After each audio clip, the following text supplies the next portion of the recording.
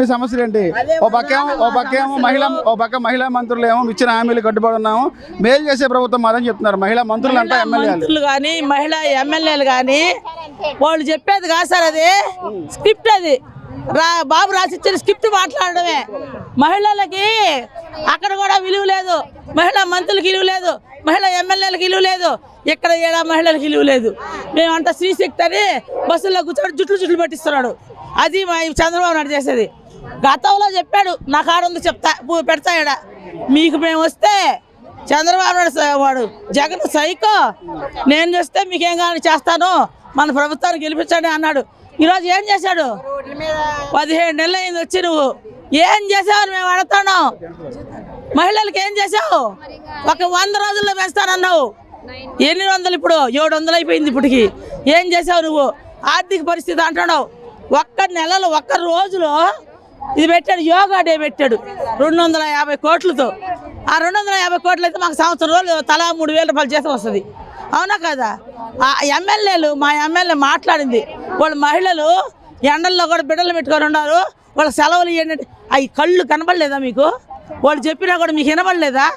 సంక్షేమ పథకాలు అర్హులు కానప్పుడు 26,000 రూపాయలు జీతం మాకు, మేము పని చేస్తుంటే మీరు అంతా జాతీయ అవార్డులు అందుకుంటారా? మేము మహిళలం కాదా? ప్రభుత్వంలో అన్ని వర్గాలు సంతోషం చెప్తారు, రోడ్ ఎక్కారు. మరి అసలు ముఖ్యంగా మహిళలకు సంతోషం లేదు.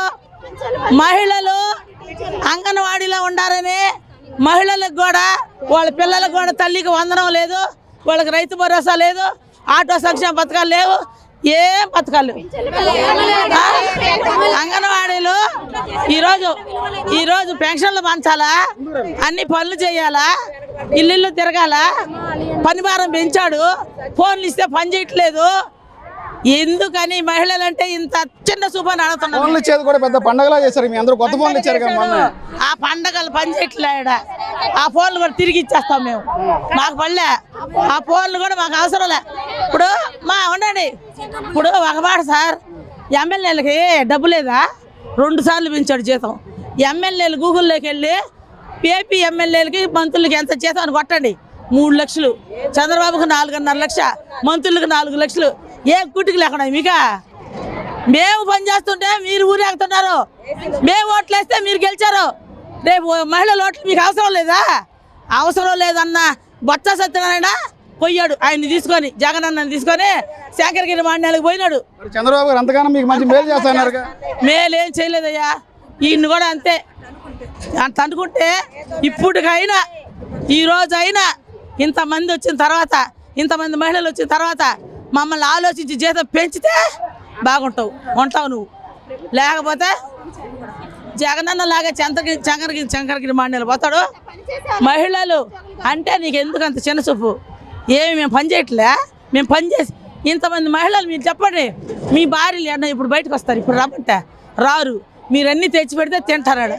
మాకు ఆ బతుకులు లేవు, మాకు ఆ రాతలు లేవు, మా జీతం చాలదు, మేము 3 రోజులకు వస్తారు, రోడ్ల మీద రావాల్సిందే. ఇచ్చిన హామీలు చేయడం కట్టుబడి మా ప్రభుత్వం చెప్పి మహిళా మంత్రులు చెప్తున్నాం కదా సార్, ఇప్పుడు మీడియాకి చెప్తున్నాం కదా. ఆయన ఇచ్చినాడు, మేము చెప్పాను, గతంలో చెప్పినాడు, కొన్ని చచ్చిపోతే ఇచ్చాడంట. ఆయన ఏం హామీలు ఇచ్చాడు, ఏం అమలు చేశాడు? ఆయన ఏం హామీలు ఇలా మాకు, నేను వస్తే జీతం వేస్తానన్నాడు, మీకు ప్రభుత్వ ఉద్యోగాలు చేస్తానన్నాడు, నేను వస్తే మీకు అన్ని మంచి చేస్తానన్నాడు. ఏం చేసావని మేము అడుగుతున్నాం, ఏమి చేసావని మేము అడుగుతున్నాం. ఏం చేసావు? చచ్చిపోయినప్పుడు, గతంలో చచ్చిపోతే మట్టి ఖర్చులు 20,000 ఇస్తారని మినిట్స్ కాపీలో ఇచ్చారు. ఈయన వచ్చి 15,000 ఇచ్చి, దాంట్లో కూడా కోత కోసి 15,000 ఇచ్చాడు. అంటే వాళ్ళు ఎప్పుడో కదా వస్తారా? బతుకున్న కూళ్ళే, చచ్చిపోయిన తర్వాత ఇస్తాడు మట్టి ఖర్చులు. ఈయన ఎలాగ పోయినారు కదా, పోతా ఉండారులే, ఈడ ఇచ్చిన కాడి నుంచి పోతా ఉన్నారు వరుసగా.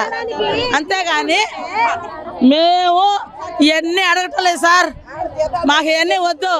గ్రాడ్యుయేటీ ఇస్తానన్నారు, గ్రాడ్యుయేటీ జీవో భాగస్వామ్యంగా ఇవ్వాలా, మాకు జీతాలు పెంచాలా, ఖచ్చితంగా జీతాలు పెంచాలా. అప్పుడు వరకు మేము బళ్ళో కూడా కూర్చోము, ఆడికి పోయినా కూడా ఈదులోనే. ఈయన పంచకుండా 2-3 రోజులు కూర్చొని ఊరికే వాతావరణం. ఉద్యోగాలు ఉంటాయా? మా ఉద్యోగాలు ఏడే పోతాయా? 42 చేసావు, ఏడే పోయినాయా? సిడిపి వస్తుంది మీ ఆఫీస్కి? మా సిడిపి వచ్చినా ఎవరు వచ్చినా జాన్తున్నాయి. సిడిపి లేదు, పీడీ లేదు, కలెక్టర్ లేదు. ఎవడో వచ్చేవాడు జీతం ఇచ్చి మాకు పెంచమను, జీతం పెంచమను, మేము ఏడైనా పని చేస్తాం. జీతం పెంచని పక్షంలో 42 రోజులు కాదు 84 కానీ 100 రోజులు కానీ కూర్చునేదానికి సిద్ధంగా ఉన్నాం మేము. మా ఓపిక నశించిపోయింది. మా ఓపిక నశించి మహిళలందరూ ఎన్ని అర్జీలు ఇచ్చాము, ఎన్ని ధర్నాలు చేసాం, ఎంత చేసినా కూడా ఈరోజు ఈ ప్రభుత్వాలు పట్టించుకోవట్లే. ఎమ్మెల్యేలు కూడా ఇలువ లేదు సార్. మహిళలు అంటే ఇలువే లేదు సార్ ఈ పార్టీకి. ఎమ్మెల్యేలు కూడా సీతక్క ఉన్నది. సీతక్క ఎంత బాగా చేసిందమ్మా. వచ్చి రాతాలు 18,000 ఇస్తానన్నది ఇచ్చింది. ఇప్పుడే సీతక్క తొక్కలక్క మన రాష్ట్రం సంగతి మాట్లాడండి ముందు. ఆ ఎక్కడ ఇచ్చిందంట. అందుకని మా మహిళలకి జీతం పెంచితేనే ఉద్యోగం చేస్తాం. జీతం పెంచితేనే 7 నుంచి పోయేది 3 భాగాలు.